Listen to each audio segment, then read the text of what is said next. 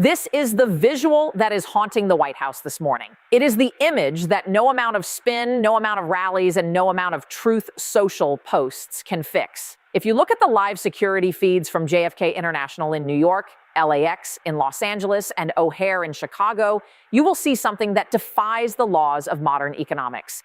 It is a Friday morning in late January. Usually these terminals are the beating heart of global commerce, packed with international tourists, business executives, and cargo crews moving the wealth of nations. Today, they are ghost towns.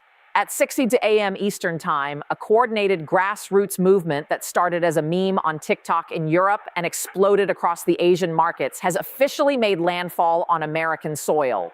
The Make America Go Away sentiment has morphed from a political slogan into a global economic weapon of mass destruction. They are calling it the Great American Boycott. And unlike government sanctions, which take months to negotiate and years to bite, this is hitting instantly. The speed is terrifying. International travel bookings to the United States have dropped 90% in the last 24 hours. European dock workers are refusing to unload American ships in Rotterdam and Hamburg. And in a move that has sent Apple and Tesla stock plunging another 12% in pre-market trading, Chinese consumers are live streaming themselves, throwing their iPhones into the trash in a display of nationalism that has gone viral.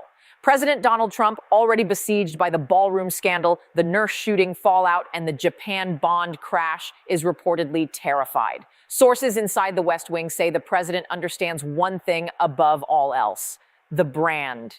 He knows that his power rests on the idea that America is the envy of the world. And for the first time in history, the USA brand is toxic. He is screaming at his trade advisors. He is demanding that the European Union force their citizens to buy American goods. He is threatening to seize foreign assets. But he is learning the hardest lesson of capitalism. You can force a country to sign a treaty, but you cannot force a customer to walk into a store. In this massive deep dive finale to our week of crisis coverage, we are going to break down the mechanics of this global boycott. We are going to expose the secret Zoom call between the world's top 50 CEOs that sealed Trump's fate. We are going to reveal why the president is suddenly frantically calling the very world leaders he insulted just 48 hours ago. And we are going to look at the BRICS option, the financial nuclear weapon that is being loaded into the silo right now. The world isn't just ignoring America. They are actively deleting us from the global economy. To understand the panic in Washington, you have to look at the speed of this. Governments move slow, people move fast. After the fatal insult tweet where Trump called European leaders vassals and the horrific leaked video of Sarah Jenkins being executed in Minneapolis, the global public snapped. The reservoir of goodwill that America built up over 75 years drained away in 75 hours. It started in Denmark. Following the president's threat to annex Greenland, a viral challenge called "We're Bye USA" began trending in Copenhagen. Danish influencers, who usually idolize American culture, started posting videos of themselves canceling their Netflix subscriptions. They showed themselves switching from Coca-Cola to local sodas. They filmed themselves canceling their Florida vacations and booking trips to Spain instead. It spread to France. The French, who have always had a love-hate relationship with American power, decided they had enough. French cafes in Paris started putting up handwritten signs in their windows. No American products served here. Videos of French citizens returning Levi's jeans and Nike shoes flooded TikTok. The hashtag Sans Amérique, without America, became the #1 trend in the Eurozone. Then it hit Asia. In South Korea and Japan, U.S. allies who were humiliated by Trump's protection racket comments, the boycott turned corporate. Samsung stores in Seoul launched an overnight campaign offering trade-in deals for iPhones that are so aggressive they are practically giving phones away.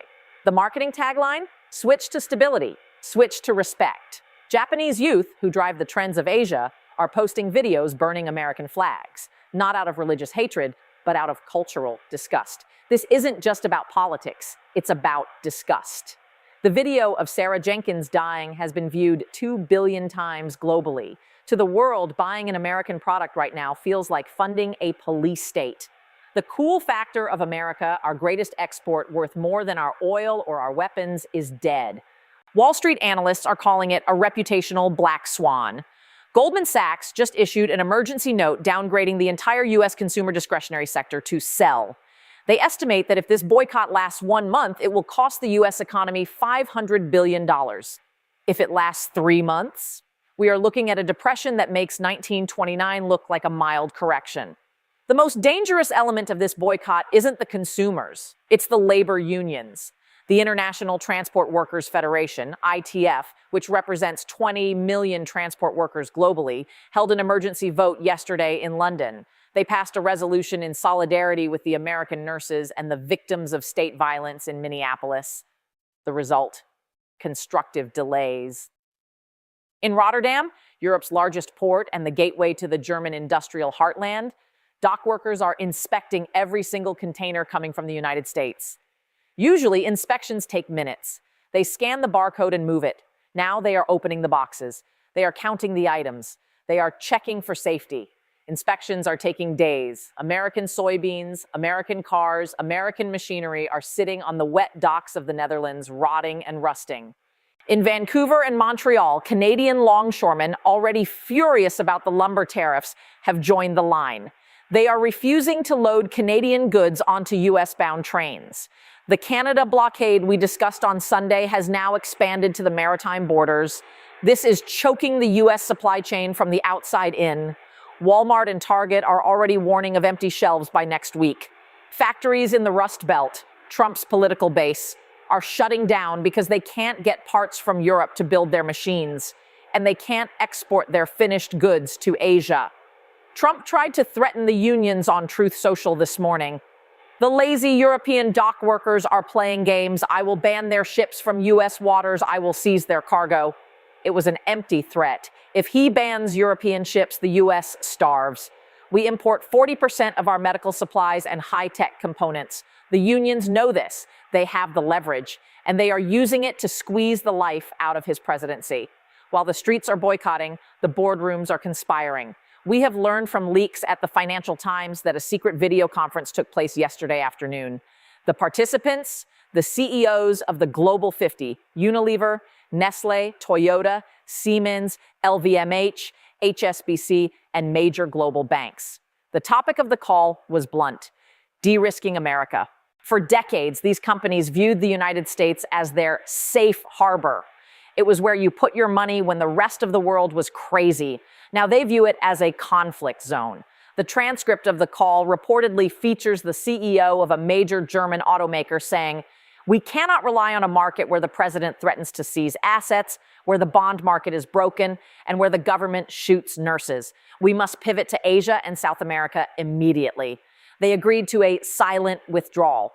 No press releases, no big announcements that would trigger Trump's rage. Just a quiet shifting of investment capital away from the U.S., canceling new factories in Ohio, moving R&D centers to Toronto or London, reducing inventory in U.S. warehouses. This is the capital strike that kills an economy. It's not a crash, it's a suffocation. Trump calls the CEOs globalist traitors, but they don't care. They answer to shareholders, and shareholders hate instability. By making America unstable, Trump made America uninvestable. The ultimate irony of the Trump presidency is this: he wanted to build a wall to keep the world out. Now the world is building a wall to keep us in. Several nations are issuing travel advisories for the United States, usually reserved for war zones. New Zealand raised its threat level for the U.S. to high risk, the same category as Turkey or Colombia. They cite civil unrest, arbitrary detention, and risk of state violence against foreign nationals. Germany warned its citizens, avoid all protests. Do not engage with federal law enforcement. Medical care may not be available due to strikes. Be aware that gun violence is prevalent and police response is unpredictable. This is humiliating. The U.S. relies on tourism for 10 million jobs. Florida, Nevada, New York, their economies run on visitors. The hotels in Miami are reporting 80% cancellations for February. The casinos in Las Vegas are empty. Disney World is a ghost town. Trump's reaction to this has been frantic. He ordered the State Department to issue counter-advisories claiming Europe is dangerous, but nobody believes him. They see the video of the nurse. They see the tear gas in the church. They know where the danger is. Here is the terror part. Donald Trump realizes he has pushed too far.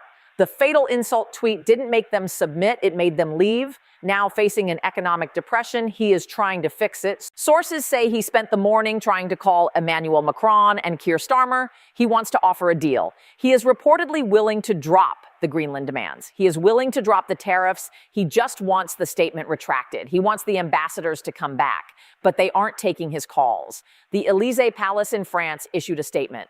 The president is currently traveling and unavailable. Downing Street in London said, "The Prime Minister stands by the joint statement. There is nothing to discuss until the rhetoric changes."